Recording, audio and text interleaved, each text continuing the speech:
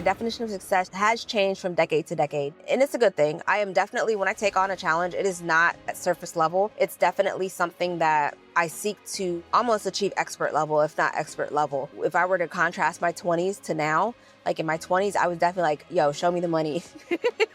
And in my 40s, I'm definitely more, I want to serve others. I want to be able to give back. I didn't feel like I failed, but I did feel like my success marker moved, and I felt like I just paused it.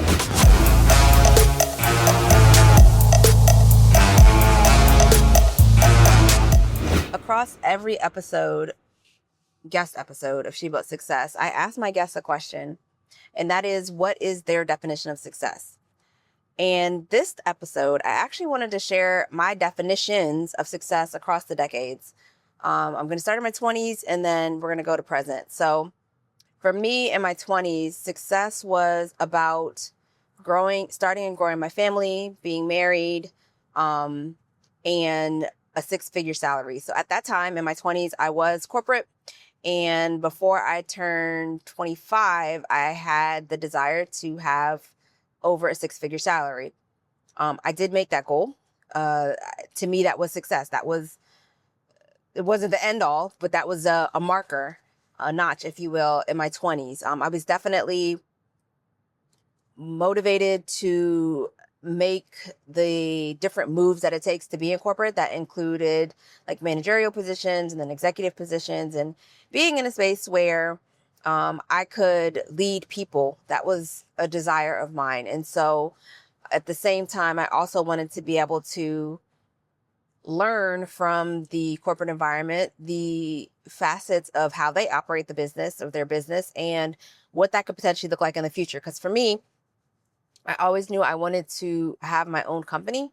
And so it wasn't a matter of if, it was just a matter of when. And my when ended up being in my late 20s, but then I had to pause it. And so for those of you who don't know, I am in 2011, my late husband passed of a berry aneurysm. And so that kind of shifted how things went for me and what success looked like. Once he passed, it was me and my girls at the time, 3 and 7 months.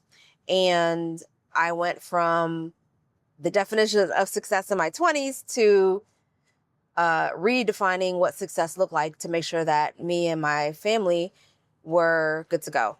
And so for me, transitioning into my 30s as a single mom I was still very much driven, but there were some things that I knew that just wouldn't happen. So for instance, going into consulting, I knew for sure I did not want to travel because I wanted to be able to be home with my kids.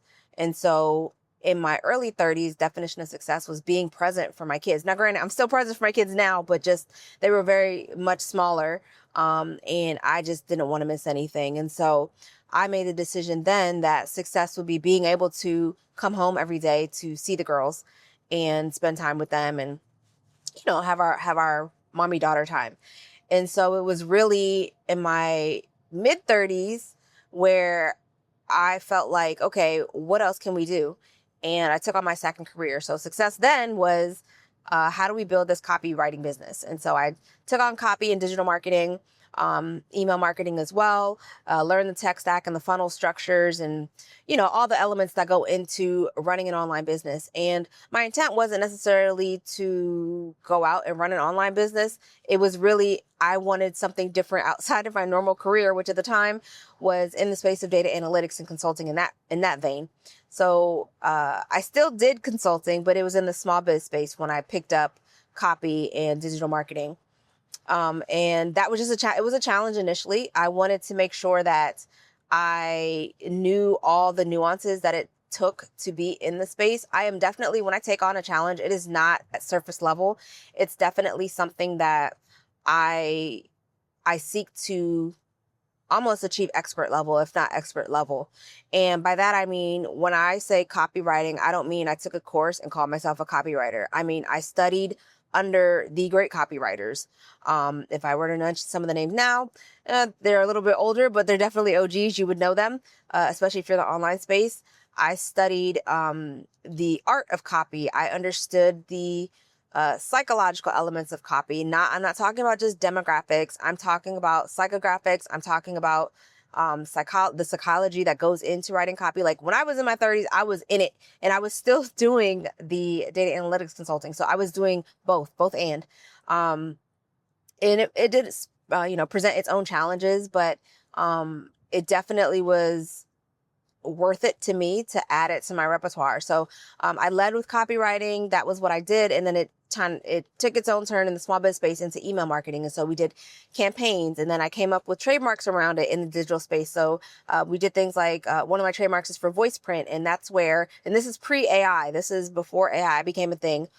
But where we would write copy that would sound just like the person, our client that we were representing. And the feedback that I got in that whole space is, this really does sound like me. I've worked with others before, and it just doesn't sound like me. This sounds like me.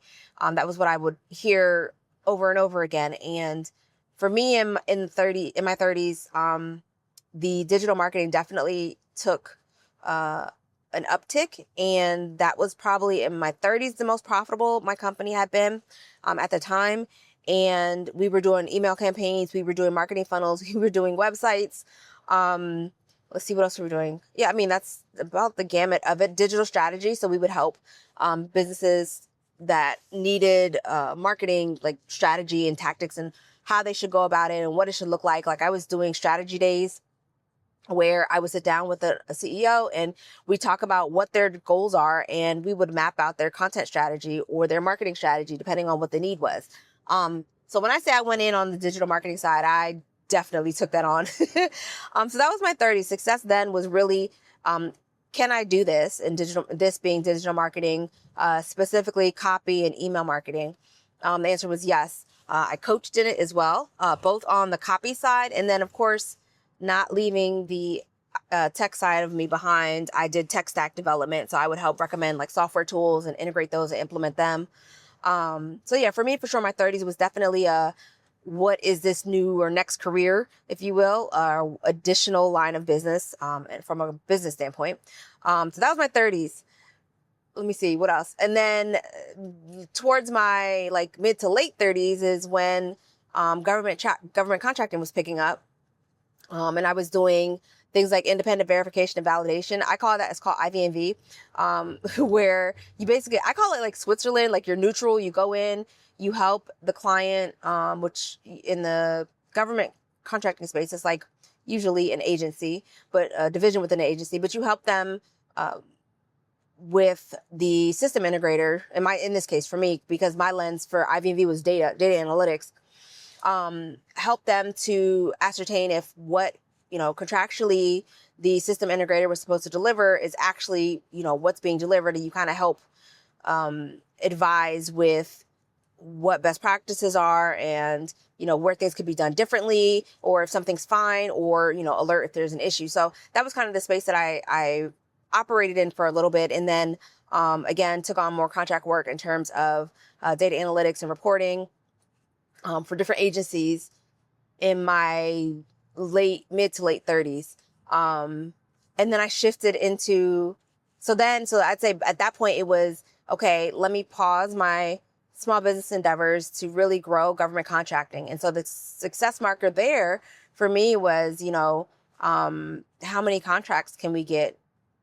And it wasn't like it wasn't frivolous how many contracts. It was strategic. So it was, which agencies are operating in the NAICS code that I have, and which agencies would be best benefit from the type of services that I have as a company. And so it was really just making sure that there was alignment and a strategy in place. And so we built out a whole CRM, and we built out an email campaign. We built out not copy, but content around it. So like actual video content around it. And so then that success was, how many agencies can we get in queue in our pipeline? And while we saw success in that same space, the administration started to shift. So now we're coming into like my early 40s, and I'm only 42, almost 43. So, we're still building that part. But for me, it was definitely government contracting, and then wanting to teach others how to get started in government contracting. And so success then was, how can I put together a curriculum that shows other small businesses interested in getting in government contracting how to do it without all the hype that comes with or what you typically see online in government contracting. And so for me, in my what are we now, my 40s, I developed a curriculum. Shout out to Zaylee, who helped me get all of my thoughts together, because while I had the content, I didn't quite know how I wanted to structure it, because I was so entrenched in just what government contracting is, both as an executioner, as a practitioner, but also as a CEO. And so I wanted to make sure that, and I'm stopped so I can actually look at you. I wanted to make sure that I was putting something together that would allow that to come to fruition. Now, I launched it. To my dismay, unfortunately, just timing was not good, because the administration changed, and a lot of what was in the curriculum had components and elements that at the time the administration was basically doing away with. And so I had to pause it. And I can't say I didn't feel like I failed, but I did feel like my success marker moved, and I felt like I just paused it. And so I have not relaunched it just yet, officially anyway. This particular curriculum, this group coaching program. And so because I have something else. And so now we're in my 40s, and this whole season I've kind of been talking about, what is this next? It's the build continues. What are we building next? And for me, this build is still in progress. I'm not ready to announce it just yet, but it's still in progress, and I'll come back and let you know. But the definition of success right now for me is the successful execution of this build and getting real input back, feedback back. So hang tight, it's coming. But my definition of success has changed from decade to decade. It has also, I'm giving you like kind of the broad 20, 30, 40 stroke of it, but it's really, even within those years, what success looks like for me does change. And it's a good thing. I do recognize that if I were to contrast my 20s to now, like in my 20s, I was definitely like, yo, show me the money. Like, show me the money, let's go. And in my 40s, I'm definitely it's more of a servant type feeling, meaning I want to serve others. Like, I want to be able to give back, and I want to be able to be of service to other small businesses, whether that's in the capacity of government contracting or this new endeavor that's coming up. So I really am excited to see what my 40s unfold for me in my definitions of success. But right now it's really just being able to travel with the family more. We are approaching senior year here. Well, actually, we're finishing senior year here of high school, and about to have an official freshman in college here in just a second. And so it's really exciting just to see my older daughter, just blossom and grow. And so I'm looking forward to that. So right now it's really just watching, all the love, affection, and attention, and what else? Lessons that have been instilled in her just come to fruition. And with my younger daughter, just watching her continue to operate in her element. And to me, those are the things that matter. And it's the moments and the memories that we can create, even as, older teens. It really is. That's my focus right now. That's my success. Business wise, like I said, this endeavor we'll see how it rolls, but I'll come back and report to y'all probably in the next season what that looks like. But for now, just know that I am super stoked about this early 40s success marker. So, with besties, I'm about to stop. So let me just pause for the cause and say, how has your life shaped up? What have you found that over the past decades, your definition of success has changed? And what does that look like for you? Leave in the comments below and let me know. Until then, I'll catch you on the next episode of She Plus Success. Deuces.